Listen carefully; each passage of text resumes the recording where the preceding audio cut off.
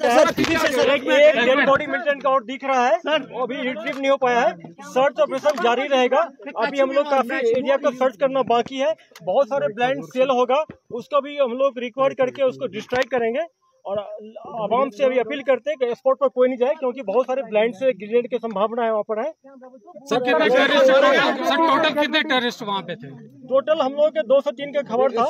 हो सकता है तीसरा डेड बॉडी भी कहीं मिले, इसलिए सर्च पूरा कंप्लीट नहीं हुआ। सर्च पूरा कंप्लीट करेंगे। अभी तक में उजेड खान एलईटी कमांडर का बॉडी मिल गया, उसको रिट्रीव भी कर लिया हम लोग। एक डेड बॉडी मिलिटेंट का और दिख रहा है। तो सर कोई ओवर है, सर्च ऑपरेशन सिर्फ होने, सर्च ऑपरेशन अभी जारी रहेगा, क्योंकि अब बहुत सारे एरिया खाली है, ब्लैंड सेल है, उसको इकट्ठा करके डिस्ट्रैक्ट करना पड़ेगा। और तीसरा डेड बॉडी मिलिटेंट का भी नहीं मिला है, उसको भी हम खोज रहे हैं। डेड बॉडी 2 मिलिटेंट्स की है सर।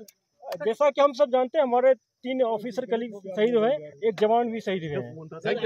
कल 2 बॉडीज मिली थी सर। Thank you